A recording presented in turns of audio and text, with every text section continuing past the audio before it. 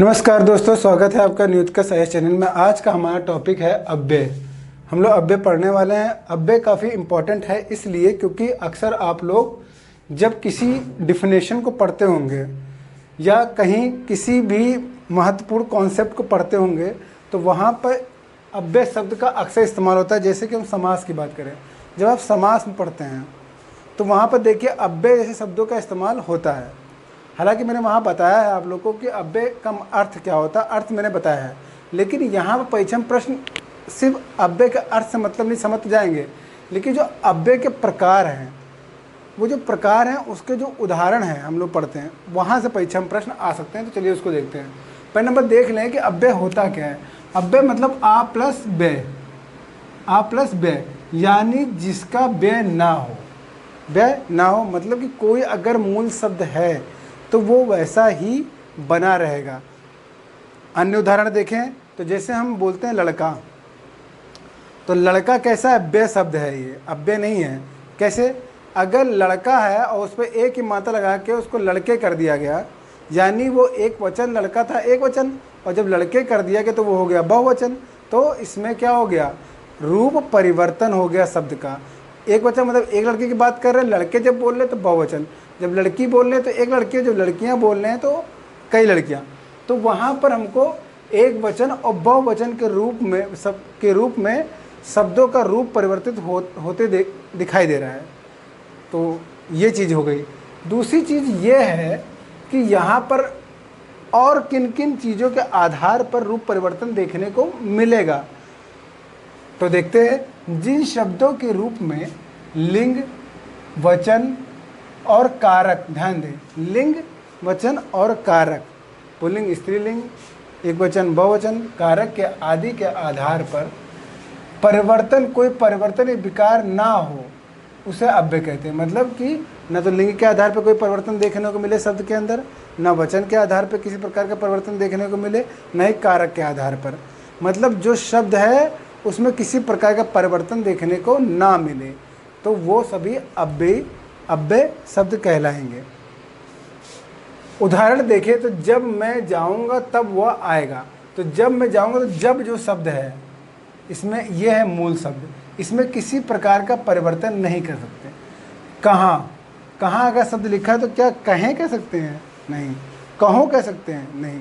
कहाँ का कहाँ ही रहेगा। जो इसका अर्थ है इसमें किसी प्रकार का परिवर्तन हमें देखने को नहीं मिलेगा। तो ये अव्यय शब्द है। भी, क्या भी का भे कर सकते हैं या भव कर सकते हैं? नहीं, भी का भी ही रहेगा। इसमें किसी प्रकार का लिंग, वचन और कारक के आधार परिवर्तन देखने को नहीं मिलेगा। हमेशा ये भी ध्यान रखें कि जब अव्यय शब्द जो होते हैं अगर किसी शब्द के अन्य शब्द के साथ अगर जुड़ गए तो वो भी अव्यय शब्द ही बन जाते हैं। जैसे प्रतिदिन, जैसे प्रतिदिन के साथ जुड़ गए तो प्रतिदिन भी, अगर प्रतिदिन कहीं लिखा हुआ है तो प्रतिदिन शब्द भी क्या है? एक प्रकार का, जैसे प्रतिदिन लिखा है तो प्रतिदिन कर सकते हैं, प्रतिदिनों कर सकते हैं, नहीं कर सकते हैं। प्रतिदिन का प्रतिदिन रहेगा। और प्रति क्या है? अव्यय शब्द है। तो ये चीज़ है। अब देखते हैं अव्यय के भेद कितने, मतलब अव्यय के प्रकार। तो अव्यय कितने प्रकार के हो गए? 4 प्रकार के। परीक्षा में पूछ लिया गया कि अव्यय कितने प्रकार के होते हैं। तो अव्यय होते हैं 4 प्रकार के। कौन कौन से?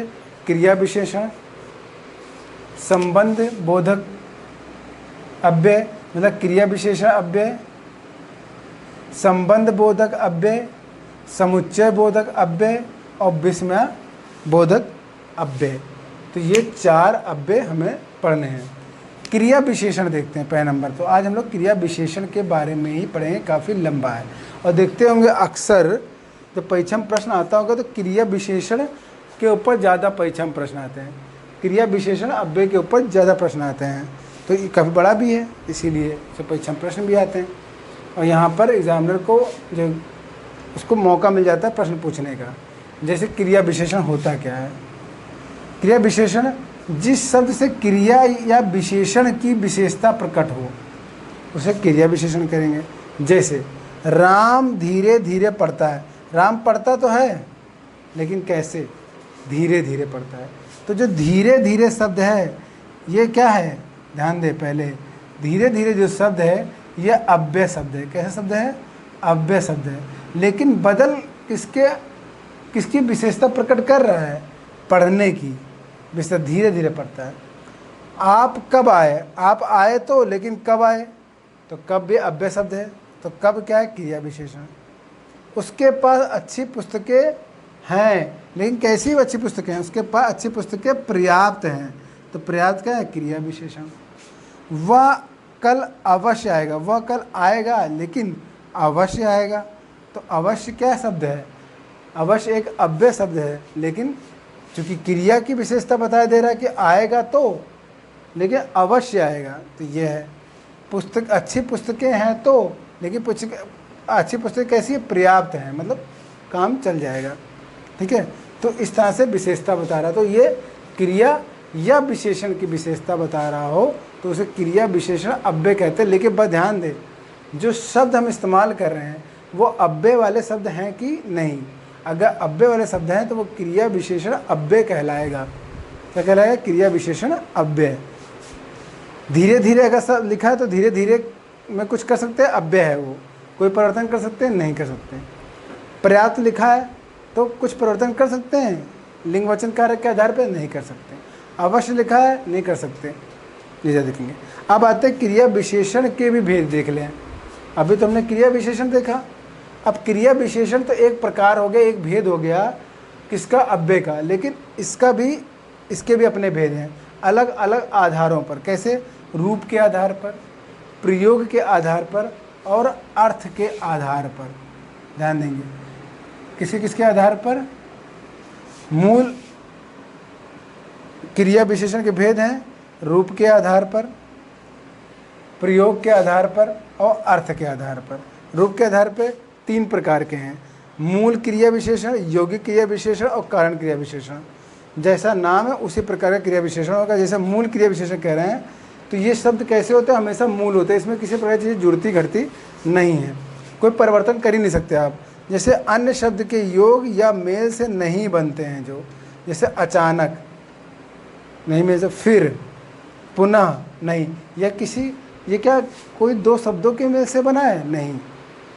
यौगिक क्रिया विशेषण, ये यौगिक क्रिया विशेषण वो होते हैं जो 2 मूल से मिल के बने हैं। जैसे प्रत्यय या शब्दों के योग से बनते हैं, जैसे प्रतिदिन, तो प्रति प्लस दिन है, लेकिन जब ये शब्द बन गया तब भी ये अव्यय ही है। लेकिन कैसा अव्यय है? यौगिक क्रिया विशेषण। कहते हैं वह प्रतिदिन आता है, तो वह आता तो है, आता तो क्रिया हो गया, लेकिन कब आता? प्रतिदिन आता है। तो प्रतिदिन से क्या है? उसकी विशेषता बढ़ जा रही है कि नहीं बढ़ जा रही है? आने की।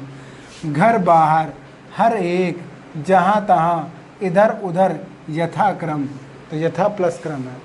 और यथाक्रम देखिए आता है समास में। कौन सा समास है? अव्ययी भाव समास। तो अव्ययी भाव समास क्यों कह रहे हैं उसको? क्योंकि वह अव्यय शब्द है, इसलिए। अब आते हैं 2 प्रकार का। अब लास्ट कारण क्रिया विशेषण, तो जो किसी विशेष कारण या उद्देश्य से क्रिया विशेषण रूप में प्रयुक्त होते हैं। मतलब कोई उद्देश्य को फॉलो कर रहे हो या किसी कारण का अनुसरण कर रहे हो। जैसे वह खाक पड़ेगा, आओगे नहीं तो सिर चाटोगे, तो कारण बता रहा है, मतलब कारण है, आओगे नहीं तो ऐसा हो जाएगा।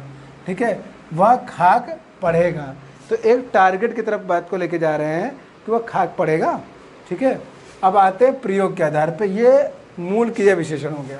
अब आते हैं क्रिया कारण क्रिया, अभी आते हैं प्रयोग के आधार पे। ये तो हमारा हो गया रूप में परिवर्तन देखने को मिल रहा है। प्रयोग के आधार पे जैसे साधारण क्रिया विशेषण, अनुबंध क्रिया विशेषण, संयोजक क्रिया विशेषण। तो साधारण क्रिया विशेषण जिनका प्रयोग स्वतंत्र रूप से किया जाए वो साधारण है। और स्वतंत्र रूप से जैसे आ मैं क्या करूं, तो आ जो शब्द है ये इस्तेमाल स्वतंत्र रूप से होता है। अनुबंध देखें, जिनका प्रयोग अवधारणा यानी निश्चय के लिए किसी शब्द के साथ किया जाए तो वो कैसा अनुबंध होता है। मतलब एक अनुबंध देखने को मिलता है, एक अवधारणा प्रकट कर। जैसे यह तो बड़ी विचित्र बात है, यह बात कैसी है? विचित्र है, लेकिन तो लगाया गया तो यह तो बड़ी विचित्र बात है। एक निश्चय की तरफ बढ़ा, एक अवधारणा।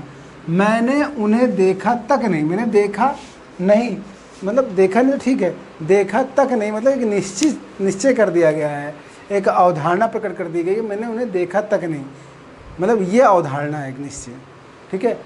यह तो बड़ी विचित्र बात है, मतलब बात तो है विचित्र, लेकिन बड़ी विचित्र, यह तो बड़ी विचित्र बात। तो इस तरह के तक तो जैसे शब्द को इस्तेमाल करके हम लोग अनुबंध क्रिया विशेषण को प्रकट करते हैं। संयोजक क्रिया विशेषण किसी अन्य कथन के संयोजन के लिए जो जोड़ते हैं और दो कथनों को पूर्ति करते हों, जैसे जहाँ न पहुँचे रवि वहाँ पहुँचे कवि, तो जहाँ न पहुँचे रवि वहाँ पहुँचे कवि, तो इस तरह से इसको जोड़ के देखते हैं। अर्थ के आधार पर स्थानवाचक, कालवाचक, परिमाणवाचक। तो अर्थ के आधार पर स्थानवाचक कैसे? स्थान और दिशा की सूचना मिलती हो जिससे, वो स्थानवाचक है। जैसे यहाँ, वहाँ, ऊपर, नीचे, तो ये क्या है? स्थानवाचक है।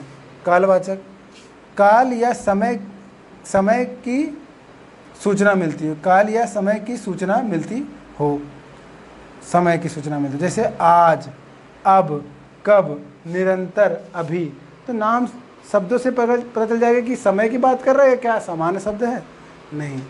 क्या यह स्थान की बात कर रहा है? नहीं। तो काल से समय का बोध हो जाता है।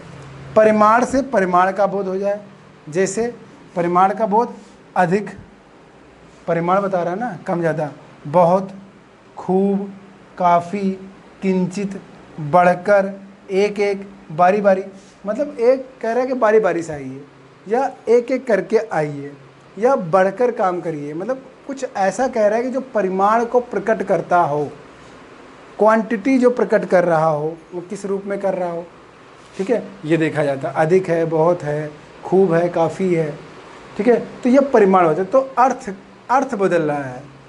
अर्थ कैसे बदल रहा है? समय को देखा जा रहा है, स्थान को देखा जा रहा है, परिमाण को देखा जा रहा है, तो अर्थ के आधार पर। तो 3 आधार तय किए गए हैं। रूप के आधार पर मूल यौगिक कारण क्रिया विशेषण, प्रयोग के आधार पर साधारण अनुबंध संयोजक क्रिया विशेषण, अर्थ के आधार पर काल, अर्थ, स्थान, काल और परिमाणवाचक। तो ये था आपका क्रिया विशेषण। अव्यय का क्रिया विशेषण अव्यय। तो अव्यय का एक प्रकार हो गया क्रिया विशेषण अव्यय।